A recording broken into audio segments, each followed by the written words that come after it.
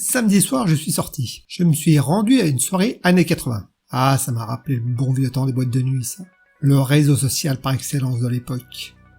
Tout comme les bars, d'ailleurs, qui se trouvent être de magnifiques lieux de rencontre. C'est vrai, on y croise des tas de personnes que l'on ne connaît pas, comme sur les réseaux sociaux. Dans les bars ou les boîtes, on peut faire des connaissances aussi. Par contre, je me demande un truc. Je me demande ce que ça donnerait si les personnes draguaient dans un bar comme sur les réseaux sociaux. Tu te vois te pointer dans un bar devant une personne que tu ne connais pas et lui dire, bon là je vais donner un exemple connu de tous. Salut, comment allez-vous? Il me semble que nous partageons des choses en commun et j'aimerais être ami avec vous. Ce serait un plaisir d'être votre ami. J'ai essayé à plusieurs reprises d'attirer votre attention, mais je n'y arrive pas. Je ne suis pas trop bon en drague. Je serais heureux que vous me demandiez de devenir votre ami. Merci. Ça par exemple, je suis sûr que ça ne fonctionne pas en dehors des réseaux. Tu te prends un vent magistral, catégorie 5 au moins. Là, la fille retourne voir ses copines et lui demande hey, « Il t'a dit quoi ?»« Hein ? Bah, quoi ?»« Bah, je sais pas, hein.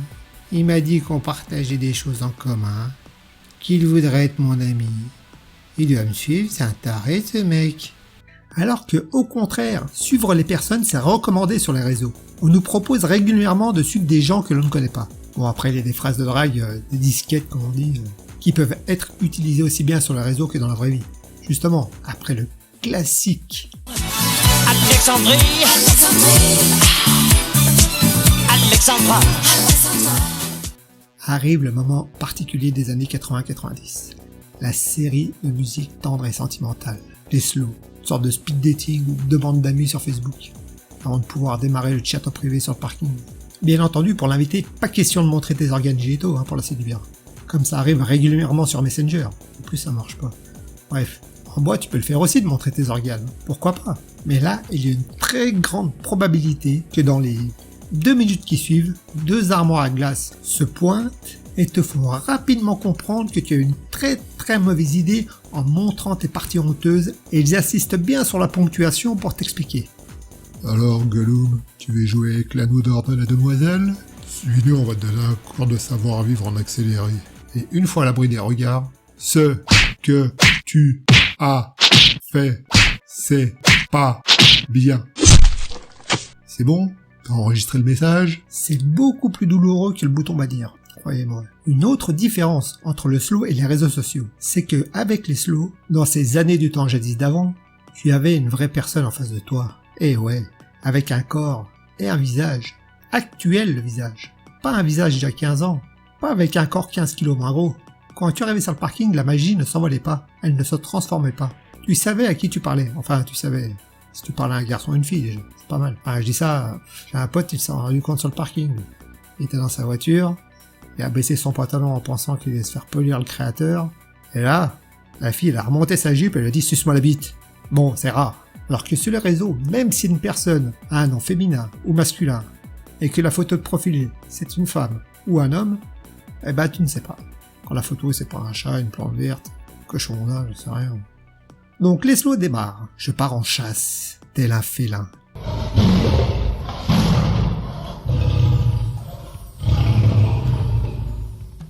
Les phrases de drague fétiche en main, celle qui a fait ma gloire à l'époque. Je vais au bar et je demande un verre vide au serveur. Je m'approche de la fille et je lui dis « Salut beauté, je vous offre un verre ?» en lui tendant le verre vide. Bizarre, elle a pas ri de rien. Elle m'a juste jeté le seau à glace dans la tronche. Sans un mot. Je me laisse pas abattre, je vais en voir une autre. « Excusez-moi, belle inconnue, je suis perdu. Tu peux m'indiquer le chemin qui mène à ton cœur ?» Elle m'a donné la direction, certes, mais avec son majeur. En me disant « Tiens, tu devrais te faire foutre par là-bas, toi. » Toujours vaillant. « Excuse-moi, tu n'auras pas l'heure, parce que depuis que je t'ai vu, j'ai perdu la notion du temps. » Et non, regarde mieux, c'est l'heure de te barrer, face de moule à gaufre. Une fan de Tintin, celle-là, je pense. Oh, pas de raison, ça va finir par payer. J'ai besoin d'un bouche à bouche, car je viens de me noyer dans ton regard. Commence par un bon dentifrice, Émile. La 5e, la différence entre ma voiture et toi, c'est que toi, t'as pas besoin de néon pour briller. Tes pellicules non plus n'ont pas besoin de néon pour briller. Vas-y, dégage. C'est quoi ce bordel, putain? Je cartonnais avec ça avant. Bon allez, on se laisse pas battre. Si un grain de sable voulait dire je t'aime, je t'offrirai le Sahara. Tu vois le rocher au bout du bar là-bas qui nous regarde? Si tu veux pas qu'il te transforme en poussière, tu ferais mieux de me faire un tour de magie et de disparaître. La 7e. Je ne fume pas, je ne bois pas. Ma seule drogue, c'est toi. Ah bah c'est alors, ça fait une coïncidence. Ah bon, c'est vrai? Ah, tourne mon lolo.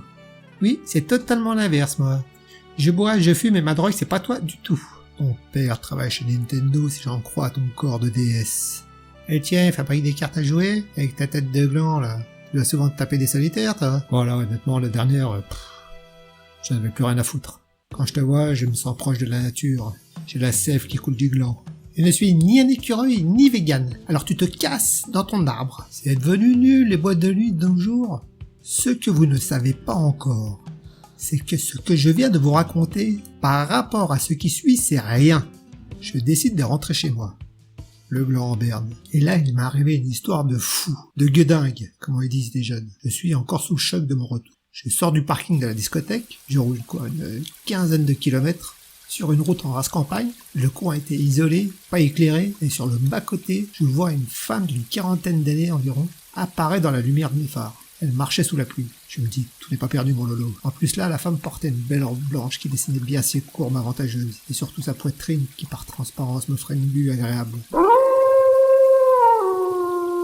Bien que je n'ai pas l'habitude de prendre des personnes en stop, il m'a paru fort sympathique. Je ne sais pas pourquoi. Je m'arrête et je lui propose de la déposer quelque part. Elle refuse. Je me dis, putain, même une femme seule sous la pluie en pleine nuit me met un vent. Et comme je ne suis pas un goujat, je lui propose de lui donner un parapluie. J'en ai toujours un sous le siège. Je lui donne le parapluie et elle me donne son adresse et me dit que je peux venir le chercher le lendemain. Et là, je me redis, mon lolo, il y a peut-être un coup à jouer. Et si je me débrouille bien, il y aura peut-être même un à mettre. Donc, le lendemain, je me rends à l'adresse indiquée, et c'est une femme beaucoup plus âgée qui m'ouvre la porte. Sûrement sa mère. Au début, j'ai pensé, merde, putain, elle avait mis un filtre hier soir ou quoi? Donc, la vieille dame m'ouvre, je lui explique que je viens récupérer le parapluie. La dame me dit qu'elle ne comprend pas. Je lui redis plus fort, je viens chercher le parapluie. Elle me dit, je ne suis pas sourde. J'avais bien compris la première fois, mais je ne comprends pas de quoi vous me parlez. Alors je lui explique, je lui décris alors la femme d'une quarantaine d'années sous la pluie, le parapluie. Elle me dit, oh non, elle a recommencé. Puis elle s'en va et revient. Avec une photo, elle me dit, c'est bien elle que vous avez vu hier soir? Je lui dis, oui, je suis sûr de moi, c'est bien elle. Stupéfaite, la vieille dame me dit, c'est pas possible, j'y crois pas. Là, je lui ai dit, si elle ne veut pas me voir, pas besoin de me monter un baratin pareil. Je lui donne le parapluie. Là, la vieille dame prend son sac, ferme la porte à clé et me demande de la suivre. On marche, on arrive au cimetière du village. D'un pas sûr, elle m'entraîne dans le labyrinthe des tombes et se stoppe net. Elle me montre une tombe. Et sur la tombe, il y avait une photo. Elle me dit, c'est bien elle, elle est décédée il y a 8 ans déjà. Moi, je dis, putain! Là, la vieille me met une gifle monumentale en me disant, pas de blasphème. Sur la photo, c'est la fille que je voulais prendre en stop. En baissant la tête, je vois sur la tombe qu'il y avait mon parapluie. Et à côté, il y avait une lettre à mon nom. Je l'ai ouvert, et vous savez pas ce qu'il y avait décrit? Il y avait toutes les conneries que je viens de vous raconter. C'est dingue.